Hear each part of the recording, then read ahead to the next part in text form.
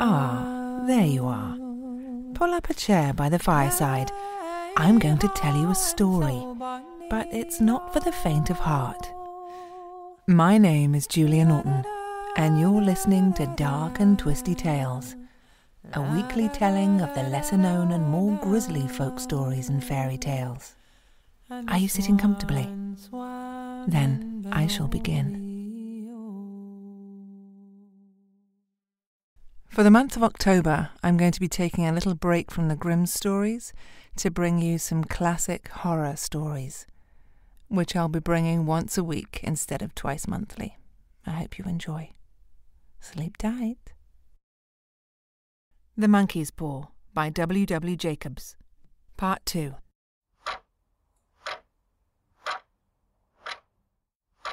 In the brightness of the wintry sun next morning, as it streamed over the breakfast table, he laughed at his fears. There was an air of prosaic wholesomeness about the room, which it had lacked on the previous night, and the dirty, shrivelled little paw was pitched on the sideboard with a carelessness which betokened no great belief in its virtues. "I suppose all old soldiers are the same," said Mrs. White. "The idea of our listening to such nonsense! How could wishes be granted in those days? And if they could, how could £200 hurt you, father?" "Might drop on his head from the sky," said the frivolous Herbert. "Morris said that things happened so naturally," said his father, "that you might, if you so wished, attribute it to coincidence." "Well, don't break into the money before I get back," said Herbert as he rose from the table. "I'm afraid it'll turn you into a mean, avaricious man, and we shall have to disown you." His mother laughed, and, following him to the door, watched him down the road, and returning to the breakfast table, was very happy at the expense of her husband's credulity, nor prevent her from referring somewhat shortly to retired sergeant majors of bibulous habits when she found that the post brought a tailor's bill.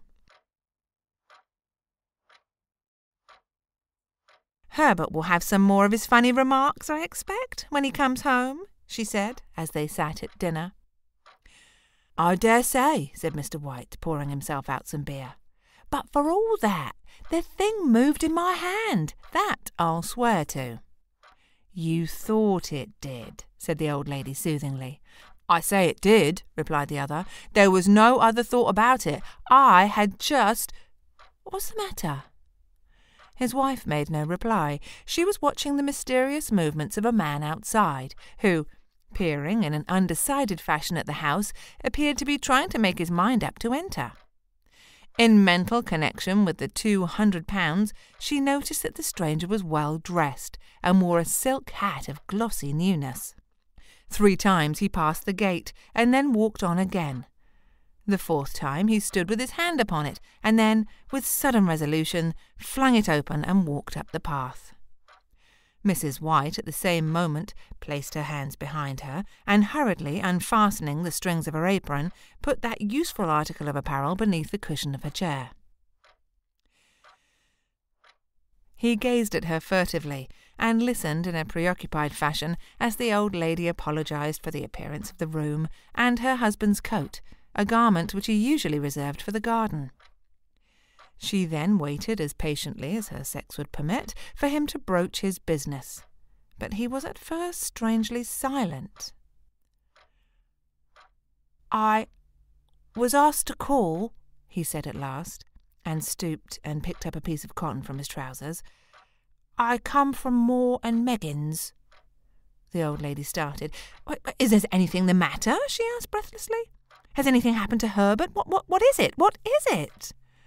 Her husband interposed. There, mother," he said hastily. "Sit down and don't jump to conclusions. You've not brought bad news, I'm sure, sir." And he eyed the other wistfully. "I'm sorry," began the visitor. "Is he hurt?" demanded the mother wildly. The visitor bowed in assent. "Badly hurt," he said quietly. "But he's not in any pain." "Oh, thank God," said the woman, clasping her hands. "Thank God for that. She broke off suddenly as the sinister meaning of the assurance dawned upon her, and she saw the awful confirmation of her fears in the other's averted face. She caught her breath, and turning to her slower-witted husband, laid her trembling old hand upon his. There was a long silence. "He was caught in the machinery," said the visitor at length in a low voice. "Caught in the machinery," repeated Mr. White in a dazed fashion. "Yes." He sat staring blankly out of the window, taking his wife's hand between his own, pressed it, as he had been wont to do in their old courting days nearly 40 years before. "He was the only one left to us," he said, gently turning to the visitor. It is hard." The other coughed, and rising, walked slowly to the window.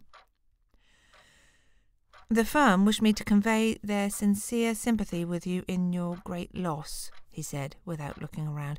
"I beg that you will understand I am only their servant and merely obeying orders." There was no reply.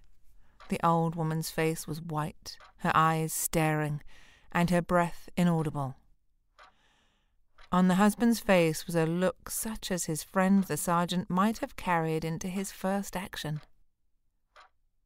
"I was to say that Moore and Meggins disclaim all responsibility," continued the other. They admit no liability at all, but in consideration of your son's services, they wish to present you with a certain sum as compensation." Mr. White dropped his wife's hand, and rising to his feet, gazed with a look of horror at his visitor. His dry lips shaped the words. How much?" £200, was the answer. Unconscious of his wife's shriek, the old man smiled faintly, put out his hands like a sightless man, and dropped, a senseless heap, to the floor.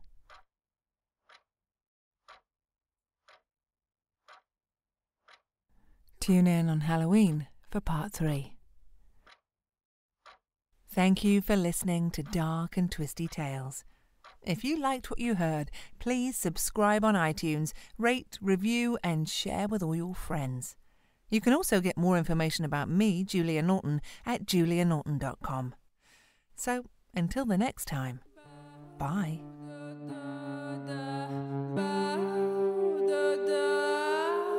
Bye.